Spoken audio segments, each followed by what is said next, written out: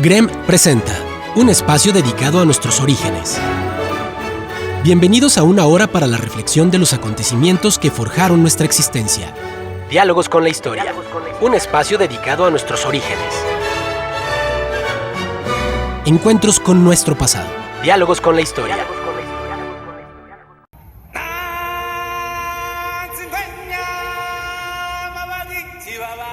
Muy buenos días, estimados amigos del Grupo Radio Estéreo Mayra. Hoy es sábado 29 de abril de 2023 y es un grato placer darles la más cordial bienvenida a esta mañana de historia. Gracias, muchas gracias por la oportunidad de convivir a través de esta pasión. Soy Luis Alberto Vázquez Álvarez. La lucha por la igualdad y evitar que seamos sometidos y apartados es algo especial en el ser humano. Dentro de la serie Próceres de la Historia Humana, hoy continuaremos con Nelson Mandela, una de las vidas ejemplares de entrega, generosidad, humildad y hasta sacrificio hacia su pueblo, hacia la libertad de sus hermanos de raza, y trataremos de verlo con el mayor análisis histórico. Y recuerden, distinguidas damas y caballeros amantes de la historia, que para nosotros escuchar sus opiniones nos enaltece, eleva nuestra calidad humana. Por ello les invitamos a que con toda confianza nos brinden su visión del tema y nos honren con ella.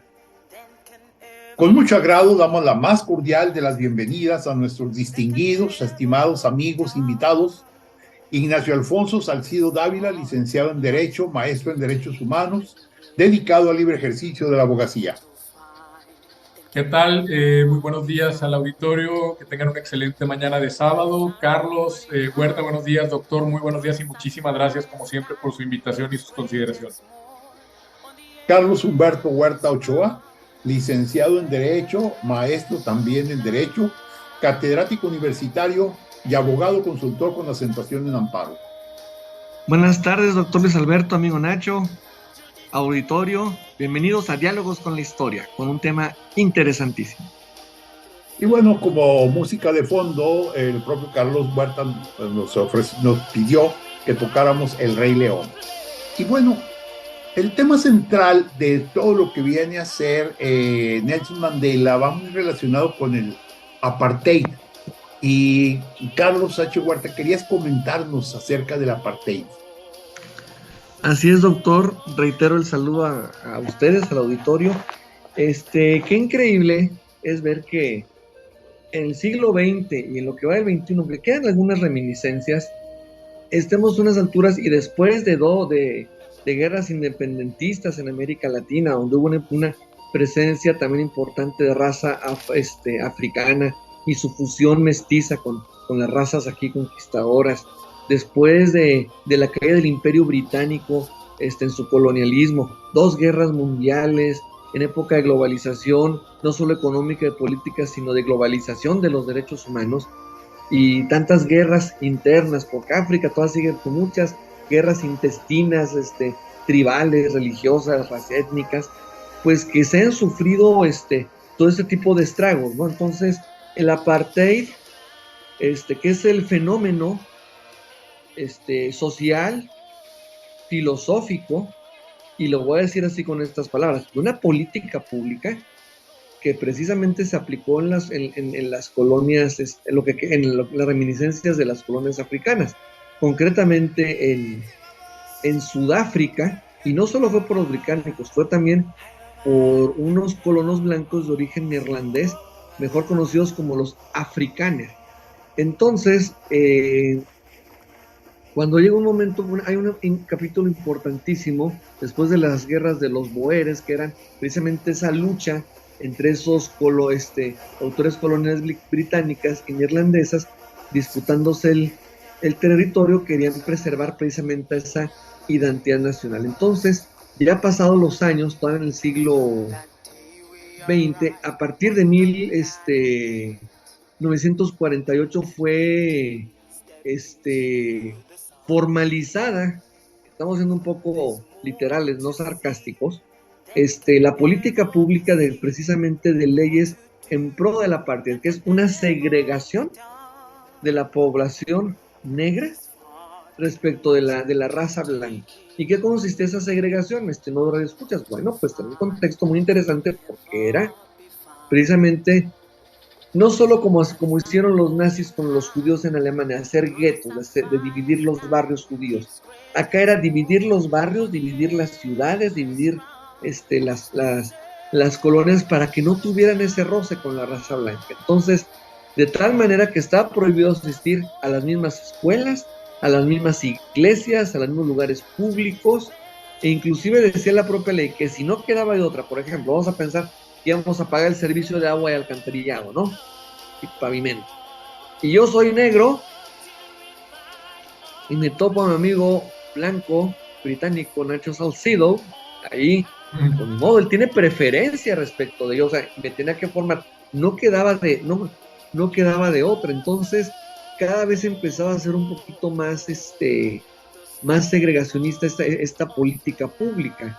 Esto obviamente es más, inclusive si te atrevías a asistir a esos lugares se castigaba desde multas muy elevadas hasta la propia cárcel. Entonces es importante hablar de esta política pública, de esta etapa del apartheid, porque fue el entorno social, político, en que se desarrolló Nelson Mandela, el cual hablará mi amigo Nacho, y como un pequeño spoiler, pues alguien que nació en 1918, cuando estaba esa transición también de la independencia de Sudáfrica, lo cual es una cosa también de lo más increíble, porque cómo es posible que resulta que sí eran sudafricanos, pero los de origen de raza blanca eran los que tenían derecho a los cargos de elección popular. Entonces era los negros en absoluto ni siquiera formaban parte de esa situación. Entonces pasan los años, esta segregación ya no se limita solo a lugares públicos, se expande a playas, hospitales, autobuses, escuelas, y había letras que sean lugares solo para blancos. Si navegamos en la internet nos vamos a encontrar de cómo estaba prohibido hablar de la otra raza, pero fíjense, ibas a la playa, había escritos en inglés y en el lenguaje, vamos a decir, nativo de ahí de África, desconozco cuál es, no, mi cultura no llega hasta allá, de idioma, de prohibición, y luego, y con la clásica diagonal con tinta roja, prohibido. Y abajo de ese letrero estaba en roja con un perro, o sea, se le equiparaba a un animal. No puedes entrar con un perro. Ahora aquí ves los animalistas y ves hasta restaurantes, lugares que son pet friendly, pues acá muy friendly, muy amigables que ustedes digan no. Entonces lo más tremendo es que los propios afros empezaban a buscar una serie de contrapesos políticos y de ahí que hicieran sus congresos nacionales africanos, que es donde después se va a meter Mandela, que buscaba ser reconocidos. Había ciudades que no eran reconocidas como tal, claro, sí, más que para lo que les convenía, que era la extracción de impuestos y modo de grabar las actividades y los recursos. Pero fíjense lo más tremendo, en 1954, el gobernante Johannes Gerardus Strijdom establece las siguientes leyes precisamente del apartheid. Los negros solo no pueden ocupar posiciones en el gobierno, no pueden votar, excepto en elecciones aisladas para poblaciones muy segregadas. Tienen prohibido habilitar negocios o ejercer prácticas profesionales dentro de ciertas áreas que eran para blancos, bajo pena, como dije, de cárcel. Transporte público, exactamente igual.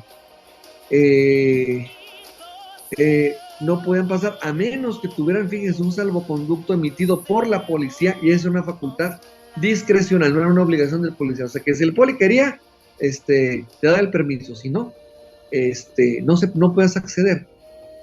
Y ahí es donde va a entrar nuestro personaje, cuando me adelanto, cuando empieza con sus activismos de desobediencia civil. Entonces, hay que ver énfasis concretamente en esta década que son los 50. Los años 50, les digo, intentan de alguna manera hacer valer sus derechos, pero resulta que primero empiezan a organizarse, ¿cómo les explicaré?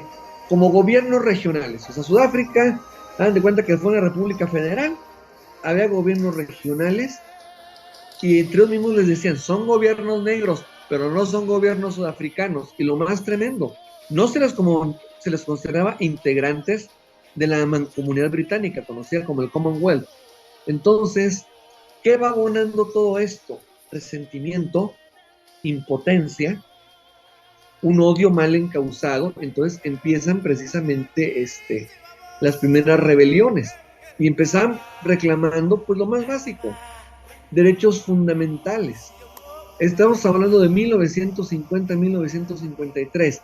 30 años después, una reforma a la Constitución les permitió, pero fíjense aquí, y se conecta con el programa pasado, al voto, pero los descendientes originarios indios vinieran de India o de Pakistán. Por eso les digo, tiene conexión, pero también en elecciones así, más o menos, de candidatos para regiones acá muy concretas.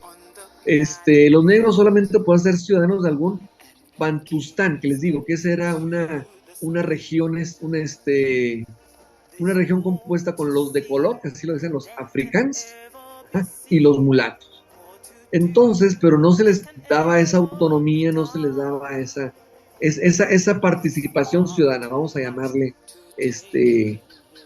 así de alguna manera. Entonces, vienen congresos internacionales en 1960, grupos se congregan en Sharpeville, cerca de unas aldeas para protestar la exigencia para pedir más paces. La policía abre fuego contra la multitud y elimina a 69 personas de 186, hiriendo a 186, de las que estaban ahí congregadas. Después de todo este incidente, ese tipo de prácticas fueron aparentemente y declarados ilegales. Pero seguía todavía la lucha, se hizo el movimiento de conciencia negra ya en la década de los 70s, cuando un estudiante de medicina de nombre Steven Biko empieza a hacer un movimiento de conciencia entre los estudiantes para que tuvieran derecho, aparte de una mejor educación, porque había una ley que les obligaba al uso del idioma afrikáans en las escuelas, no la lengua nativa. Entonces, el 30 de abril del 76, organiza en la escuela de Soweto una, vamos a decir, huelga o rebeldía. Se organiza una marcha que termina en violencia, en donde inocentemente 566 niños, según los datos que tenemos aquí, murieron a consecuencia, como daño colateral, de disparos de la policía. Los cuales habían respondido a ataques de piedras, ni siquiera balas, de piedras. Entonces, Steve Biko es arrestado en esa época, pero la cuestión de fondo era buscar ese reconocimiento de como dignidad de personas. Y yo, antes de terminar con este episodio histórico, como decíamos antes de empezar aquí en el programa, ¿por qué ese racismo? ¿Por qué esa situación? Yo me empecé a involucrar, a informarme sobre lo que era el apartheid en su última etapa, precisamente. Yo tenía como unos 20 años allá por la década de los 90, y fue a raíz de que, pues ya ven como uno a los 20 años, ¿verdad? Me encantaba mucho ver el concurso de Miss Universo, y cuando decían, viene Miss África, dices, caray, pues una rubia, sexy, muy bonita. Bueno, ¿y los autóctonos dónde quedaban?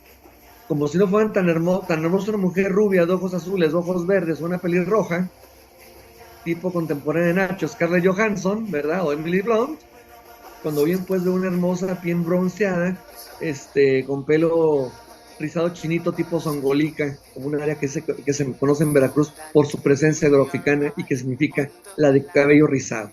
Como si no fueran otro tipo de bellezas, como si no hubieran aportado esa raza.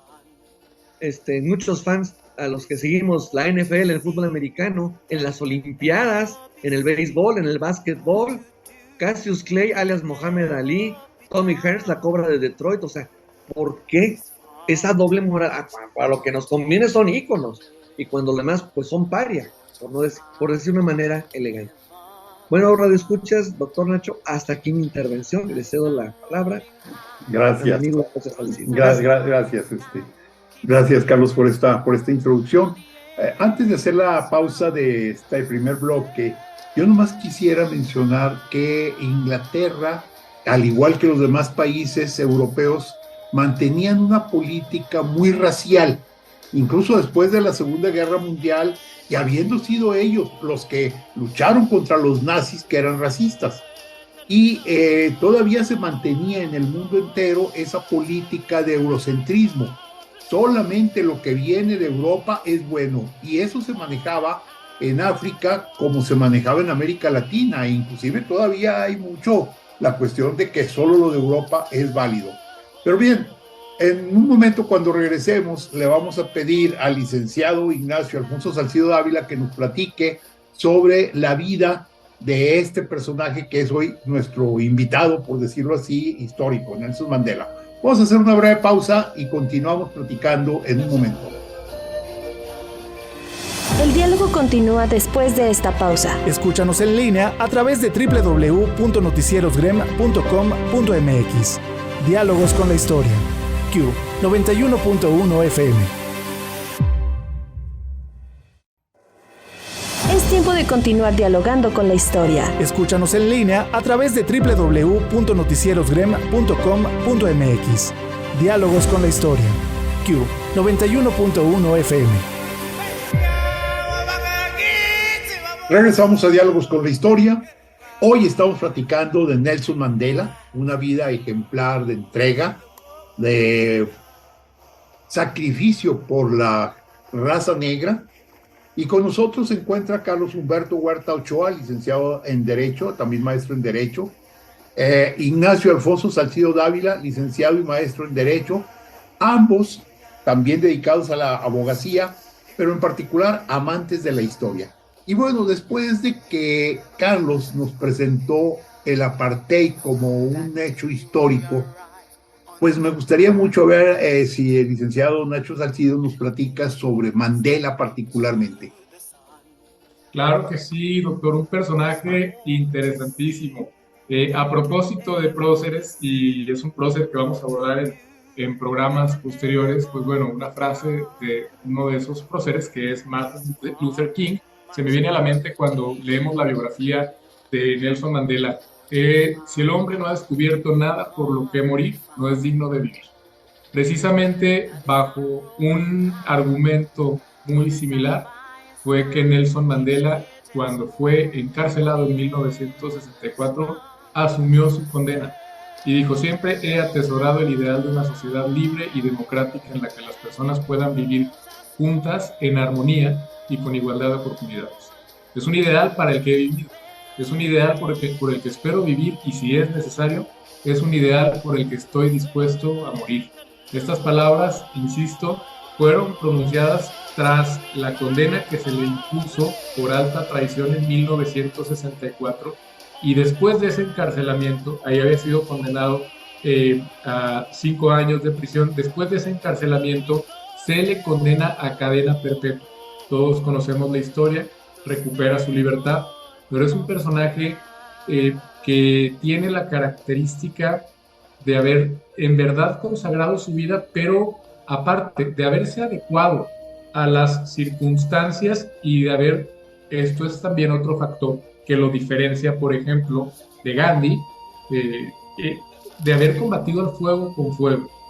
Nelson Mandela nace en el año de 1918, el 18 de julio de 1918. Él es originario de un pueblo de Sudáfrica que se pronuncia como Xhosa, XHOSA, y él pertenecía a la aristocracia de la tribu en la que nació.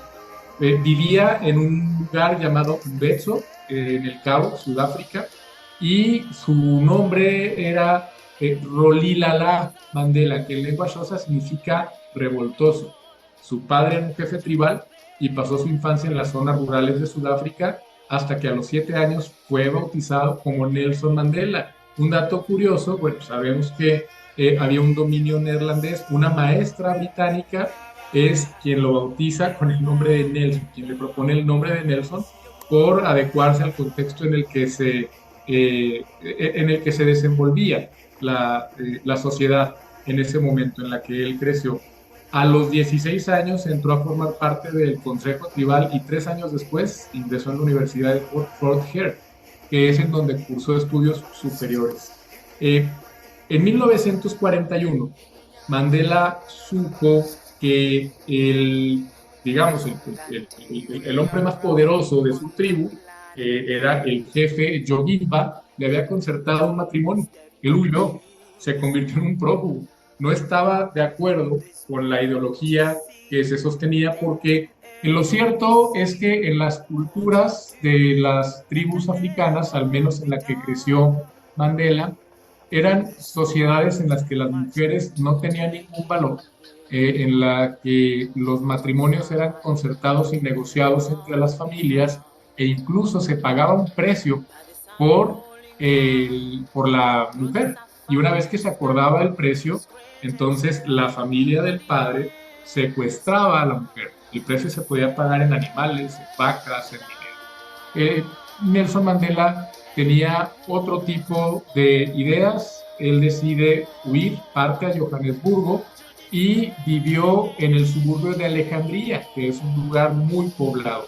Allí conoce a un personaje que fue fundamental para estructurar el pensamiento que lo definiría por el resto de su vida. Este personaje se llamaba Walter Sisulu y era un activista contra el apartheid.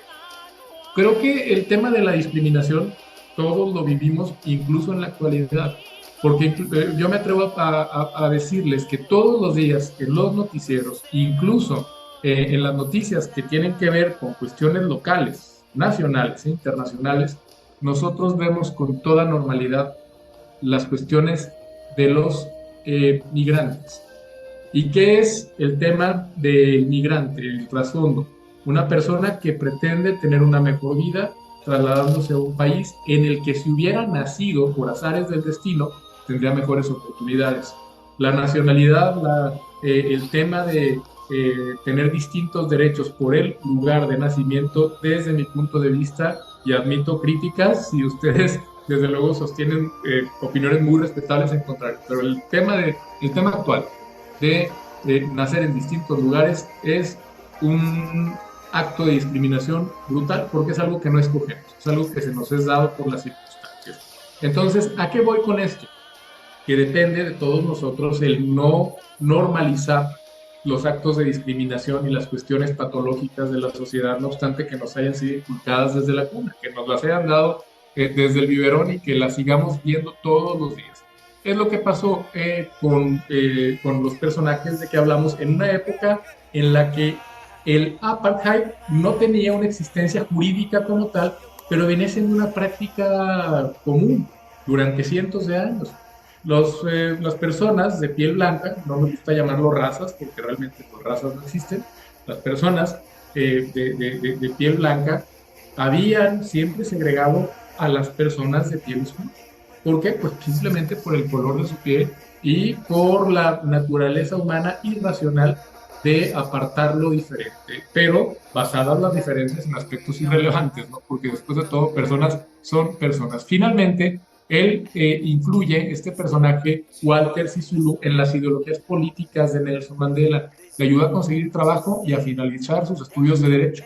Y le presentó a una prima suya, que se llamaba Evelyn Massé, que fue la primera esposa de Nelson Mandela. Sisulu también se da cuenta que Nelson Mandela tenía unos grandes dotes como líder y lo presentó en el Congreso Nacional Africano, que era un movimiento que estaba en contra de la opresión desde hacía décadas. Y ese movimiento tenía como finalidad intentar equiparar las posiciones de la población de piel oscura con la población de piel blanca máxime, que en ese momento la gente de piel blanca constituía el 21% de la población total de Sudáfrica y la gente de piel oscura el 79%. Entonces, y a pesar de eso, tenían menos derechos, como decía Carlos, estaban segregados en el tema de impuestos, pues se le puede llamar así porque la tasa de impuestos era muchísimo más alta para ellos. El trato era preferente para los blancos en las filas, incluso había filas exclusivamente para blancos, donde no se podía formar todo. O sea, era una sociedad estructurada para la minoría y a la mayoría no nada más era el apartheid vamos a desarrollarnos por separado. Vamos a desarrollarnos por separado, pero los blancos somos los que mandamos y a ustedes, la mayoría, los privamos de todos los derechos. En 1948 llega al poder el Partido Nacional con un político llamado Daniel François Malan, y él fue quien institucionalizó, quien dotó, y esto voy a decir un despropósito según la concepción que yo tengo de lo jurídico, ¿no? Pero quien juridizó el régimen del apartheid, y por esto únicamente quiero decir que lo positivizó en el ordenamiento jurídico. Él ordenó dictar leyes que dieran un marco para justificar, bajo términos legales, el desarrollo separado de cada raza en la zona geográfica que le será asignada, y se promulgaron medidas en contra de las personas de piel oscura, incluidos los mestizos. Como bien dijo Carlos, pero esto ya eran leyes. No podían acceder a puestos de trabajo cualificados, quedaban excluidos del censo electoral, y el Partido Nacional de los Afrikaners, que eran los blancos descendientes de los boers holandeses que colonizaron el país, corroboró y amplió las leyes excluyentes que ya existían. Así, el gobierno de esta persona, de Daniel François Malan, diseñó un sistema de segregación y de discriminación en el ámbito social, económico, cultural, político y territorial. El punto es que era en perjuicio de la mayoría de las personas de rasgos africanos. La represión provocó una desobediencia pacífica, pero eso produjo 8,000 detenciones, incluida la de Nelson Mandela. En un principio, Nelson Mandela y el movimiento del partido al que pertenecía estaban influidos por Gandhi, por el pacifismo. En un principio. En 1952, Mandela ya era el líder del Congreso Nacional Africano de la provincia de Transvaal. Pero por ese motivo y también por intentar la resistencia civil, la desobediencia pacífica de los mandatos que legitimaban esta discriminación, cumplió varias condenas en Johannesburgo, que fue incluso donde él fue un abogado que ejerció, creó el primer bufete de abogados negros de Sudáfrica. Cuando estuvo en libertad, conoce a su segunda esposa en 1958, Nomzamo Winnie Madikizela.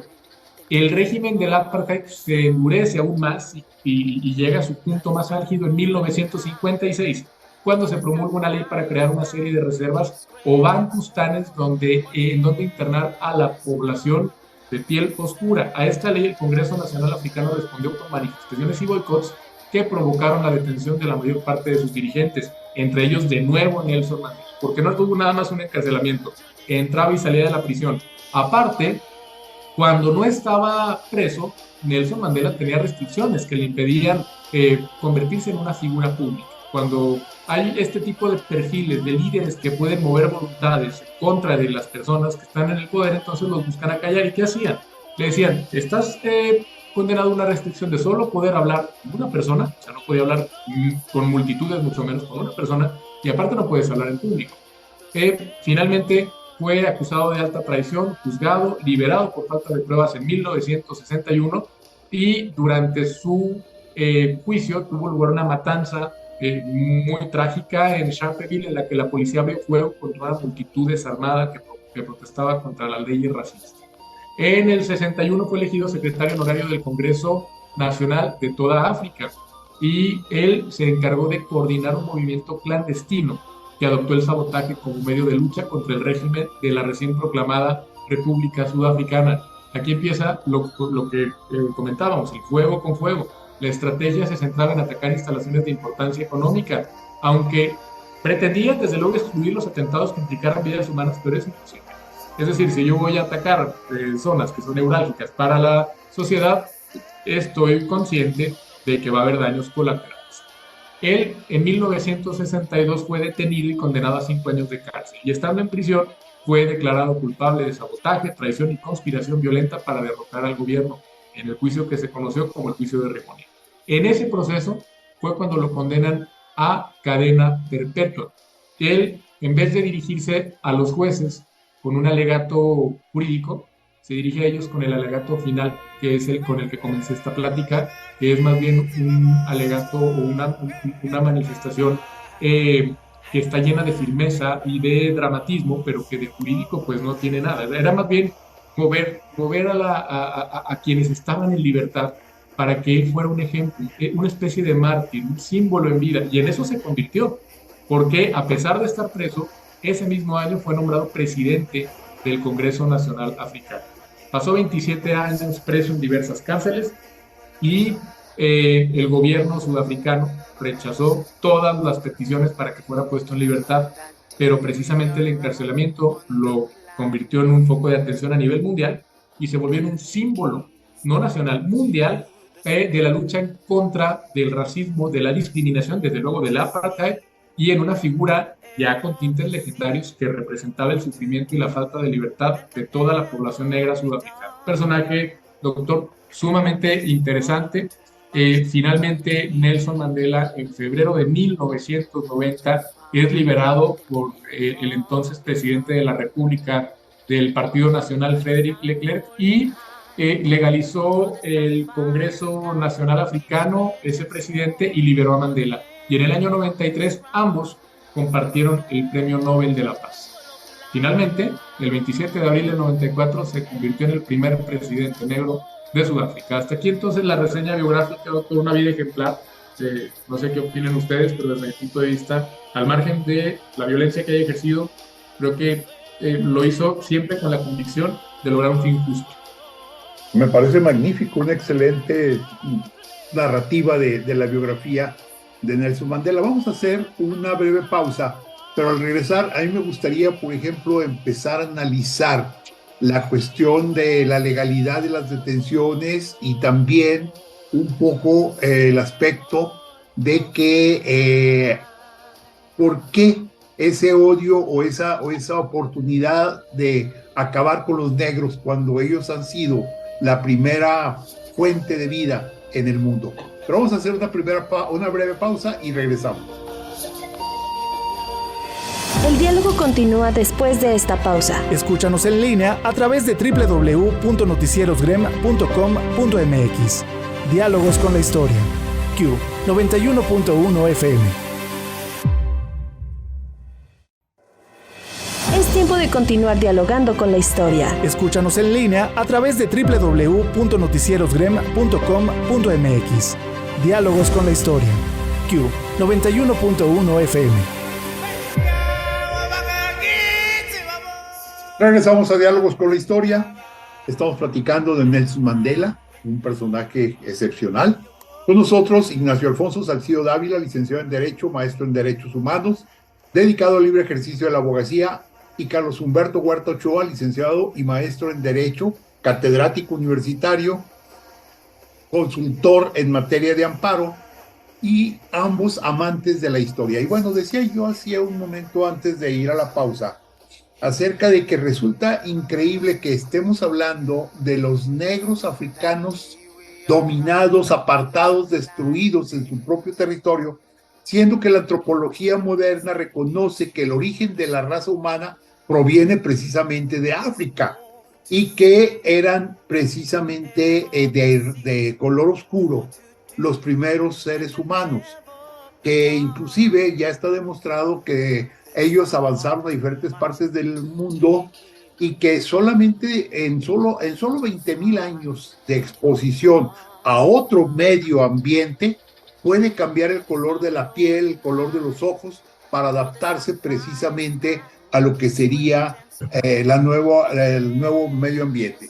Y bueno, en el caso particular de Nelson Mandela, él fue llevado a la cárcel, fue sometido a prisión, pero mucho se ha discutido sobre la legalidad de esas prisiones. No sé quién, si Nacho o Carlos quieren tocar el tema, particularmente este tema.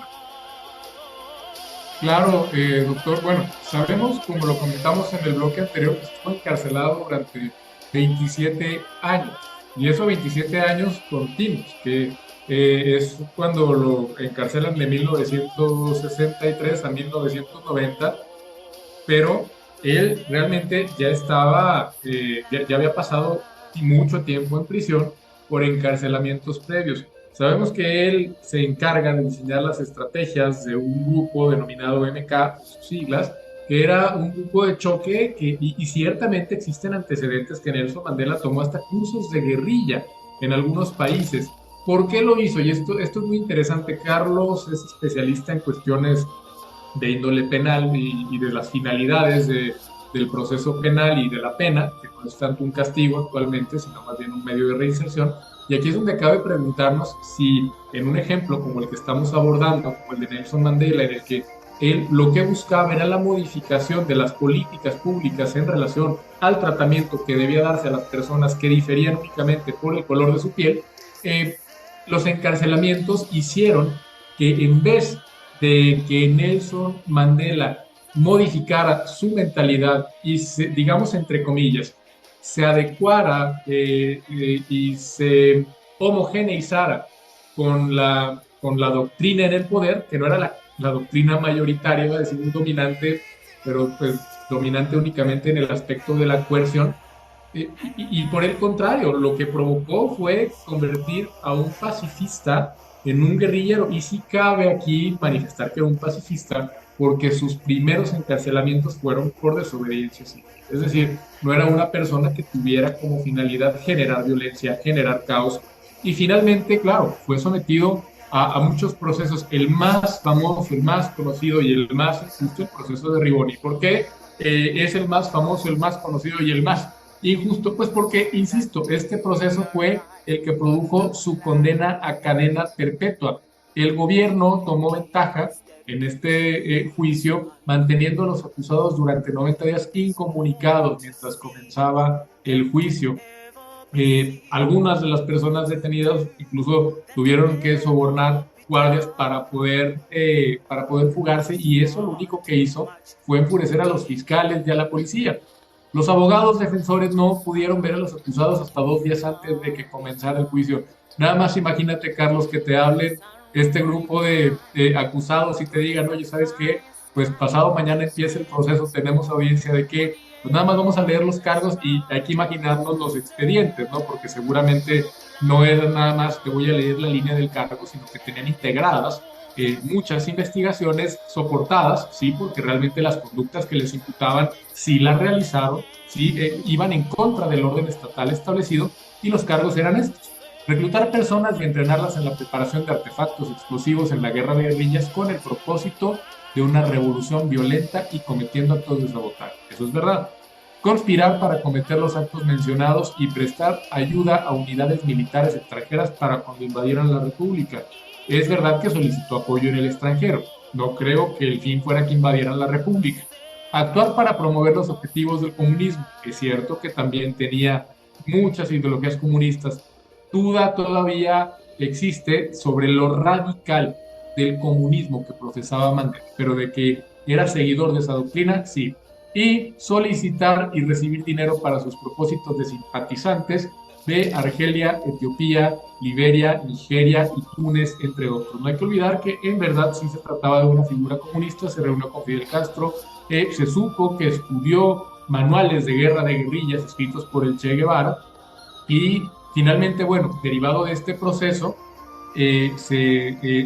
al principio los fiscales buscaban la pena de muerte, pero al final, debido a las protestas internacionales y también a las maniobras legales de la defensa, se logró que únicamente, fueran condenados a cadena perpetua. Carlos, no sé qué opinión te merezca este proceso desde un aspecto jurídico actual e incluso de la época, pues está totalmente viciado, ¿no?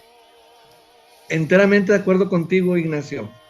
Enteramente indignado yo también, más allá de lo que fuera su ideología comunista, que como tú bien apuntas, no se tiene la certeza si era moderada o si era radical. Y además, acuérdense que el ambiente de la Guerra Fría, la doble moral de los gringos, porque sabían que había violaciones a derechos humanos y no decían nada. Pero nada más dijeron que ahí en Sudáfrica, Kenia, Libia, que había candidatos a que fabricaran armas nucleares, ponían el Jesús en la boca. Yo le voy a decir algo aquí, doctor, con todo respeto a usted, a Nacho, al público. Yo no estoy de acuerdo con las cadenas perpetuas.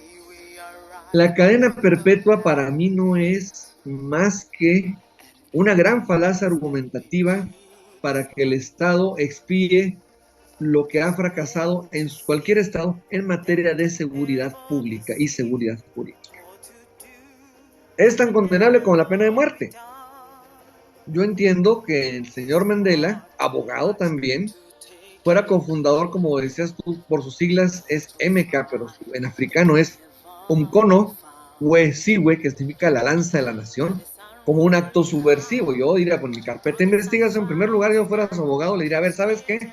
Difieras de la audiencia porque no tengo la oportunidad procesal de que me den mis datos de prueba en las fotocopias de la carpeta de investigación y conocer todos y cada uno de los cargos, todos y cada uno de los testigos, pruebas documentales. Ya había películas, pues a ver si tenían videos en cámaras de filmación, donde se vieran todos esos actos, toda esa calidad de sujeto activo del delito, autor directo, material, instigador. O sea, vamos a individualizar la conducta del señor Mandela en este tipo de delitos presuntamente contra la seguridad de la nación, ¿verdad? Entonces, por política criminal, y como pasa en todos lados, y sigue siendo una aspiración de algunos, que algún día tengamos jueces, ya no les digo instruidos, independientes, oigan bien, independientes, pues se cargaron en favor del Estado. Pues claro, lo más cómodo, cadena perpetua, y no metieron la pena de muerte porque sabían que ya el asunto en cuanto a lo social y sociológico ya estaba muy polarizado y radicalizado, porque claro que tenía sus seguidores. Yo no dudo que desde prisión, aunque sus entrevistas fueran muy, ¿cómo se llama? Sesgadas o muy limitadas, seguirá comunicando con la gente para seguir con el movimiento. Sí, ese tipo de movimientos inspirados en Castro, en Che Guevara, pero al final de cuentas, estaban encaminados de alguna manera a retomar esa dignidad del pueblo africano. Como tú apuntas, ese proceso de Rivera, pues yo siento que estaría plagado de irregularidades, y sobre todo porque están negándote la oportunidad a una segunda instancia o un medio de defensa. Vamos a pensar que existiera un amparo africano o un medio de procuración de derechos humanos, porque claro que seguramente estuvo lleno o plagado de irregularidades. Yo lo hubiera defendido bajo esos argumentos. Bueno, en un momento determinado está buscando no una violencia, está buscando el reconocimiento de una serie de derechos fundamentales para la raza afroamericana. Que ustedes lo estén disfrazando, que ustedes estén haciendo actos de provocación, pues ese ya es otro tema. También el costo de su vida personal por seguir sus ideales. Acuérdense que el programa pasado hablamos sobre la ingenuidad o los idealismos de estos próceres. Yo siento que por sus ideales, pues bueno, fracasó su primer matrimonio, y casualmente también con Winnie Mandela, al año que fue liberado, pues ya lo estaba esperando con la sentencia de divorcio. Digo, a lo mejor, no sé si era cuestión de fondo o ni siquiera en la prisión. Estuve en 2 prisiones, le negaron acceso a la visita conyugal, igualmente fue eso, no sabemos. Pero a mí se me hace también, como lo he platicado alguna vez con colegas que ven un poquito más el penal federal de lo que yo lo veo, la ilegalidad de los traslados. Si ya lo tienes en una prisión, ¿para qué lo trasladas a otra? ¿O qué tan peligroso que estaba siendo más peligroso en prisión para que hicieran esos traslados? Si la condena era perpetua, igual sea en un lugar o en otro. No encontré una justificación. Y luego lo más irónico, las vueltas que nos da la vida, pues ojalá nos entendiéramos. Esta vida que es una ruleta. Aquellos a los que lo combatieron fueron derrotados. ¿Por qué vía, amigos? Por la vía electoral. Porque iba a ser parte del gobierno africano en la última etapa de nuestro añorado siglo XX, nuestro convulso siglo XX. Entonces, ahí quedan mis apuntes de un simple abogado que ama la historia, que lucha por los derechos humanos y por la dignidad. Gracias, Nacho, por la provocación. Gracias, doctor. Muy bien. Bueno, hay un aspecto interesante, lo que comentaba hace un momento el licenciado Salcido, de esa actitud que tuvo Nelson Mandela cuando estaba combatiendo. Va a cambiar radicalmente cuando él salga de la cárcel y cuando él se convierte en el presidente de Sudáfrica, porque va a ser un presidente que va a buscar el perdonar todo lo que existe, inclusive perdonar hasta el apartheid, quitándolo, ¿verdad? Suspendiéndolo, pero perdonando también eso. Y eso es una situación muy especial, aparte de que por ese motivo recibe el Premio Nobel de la Paz. También en el año 2009, o sea, hace 14 años, la Asamblea General de las Naciones Unidas decretó que el día 18 de julio, que sería el día del nacimiento, según nos había dicho hace un momento el licenciado Salcido, se ha declarado el Día Internacional de Nelson Mandela, en reconocimiento de la contribución aportada por él para la cultura de la paz y la libertad. Llama mucho la atención esta decisión de las Naciones Unidas. Este reconocimiento es por su dedicación al servicio de la humanidad, su labor humanitaria en solución de conflictos, las relaciones interraciales, la promoción y protección de los derechos humanos, la reconciliación, particularmente creo que vale la pena tocar ese tema, la igualdad entre los géneros, los derechos de los niños y las niñas y de otros grupos vulnerables, y la defensa de las comunidades pobres y subdesarrolladas. No sé qué piensan ustedes acerca de este premio que le otorga este reconocimiento de las Naciones Unidas sobre el tema particularmente de la reconciliación, cuando había sido un luchador violento en algún momento dado. No sé, Eliseo Salcido, ¿cuál sería la opinión? Claro, lo que pasa es que todos los personajes, lo habíamos comentado en ocasiones anteriores, todos los personajes que se colocan en el escarnio público, pues obviamente en un escaparate que los ven todos los tipos de personalidades, siempre hayan detractores. Incluso se acusa a Nelson Mandela de racista, o sea, cuando en realidad él se oponía al racismo. Hay quienes sostienen este argumento de racismo porque afirman que él decía que debían asesinar personas de piel blanca y se basaban en que declaró la guerra a la supremacía blanca. Pero la verdad es que si bien Nelson Mandela despreciaba a la minoría blanca, no le desagradaban los blancos, incluso su esfera más cercana, sus mejores amigos, eran de tez blanca. Y cuando él asume el poder y inicia esta transición del régimen segregacionista a la democracia no racista, se asocia inclusive con el antecesor blanco, con quien le permite la libertad, con Frederick William de Klerk, y con él comparte inclusive el Premio Nobel de la Paz. No hay que olvidar, y esto se hizo muy famoso por la película de 2009, que durante un encuentro deportivo de 1995 Mandela hizo un gesto de apoyo a los sudafricanos blancos que provocó asombro. El rugby era un deporte predominante entre los sudafricanos blancos de ascendencia holandesa y las personas de raza negra lo vituperaban. De piel, batalla uno con los cuestas que lo tenemos hasta en la médula. Las personas de piel oscura los vituperaban. Durante un partido de un campeonato mundial en contra del equipo de Nueva Zelanda, Mandela se dirigió a la cancha, llevaba puesta la camiseta del capitán de su equipo. La escena incluso fue inspiración de la cinta hollywoodense de 2009 Invictus, que dirigió Clint Eastwood. La multitud en ese momento empezó a corear su nombre y casi todos eran blancos. Como podemos ver, muchas de las acusaciones que se le formularon tienen que ver con los métodos que eligió para luchar. Claro que tiene que serse radical para acabar con cuestiones radicales, y yo considero también que en ciertas ocasiones hace falta combatir el fuego por el fuego como lo hizo él, y la prueba es que más tarde que temprano, tristemente, pero más tarde que temprano, consiguió el objetivo, que fue erradicar la ideología del apartheid y conseguir una política de no discriminación en el país que lo vio nacer. Es de esas personas, como diría un escritor muy famoso, que nació, vivió y dejó el mundo mejor que como lo encontraron. Excelente, muy bien, magnífico. Bueno, pues yo quiero agradecerles a ambos su participación en este programa que lo han hecho ustedes. A Carlos Humberto Huerta Ochoa, gracias, Carlos. A Ignacio Alfonso Salcido Dávila, muchas gracias. Y bueno, pues para la próxima semana nuestro tema sería otro personaje de esta naturaleza, nada menos que el doctor Martin Luther King, que vamos a platicar mucho de él, y también vamos a ver lo de su famoso discurso del sueño que tenía él. Gracias a ambos.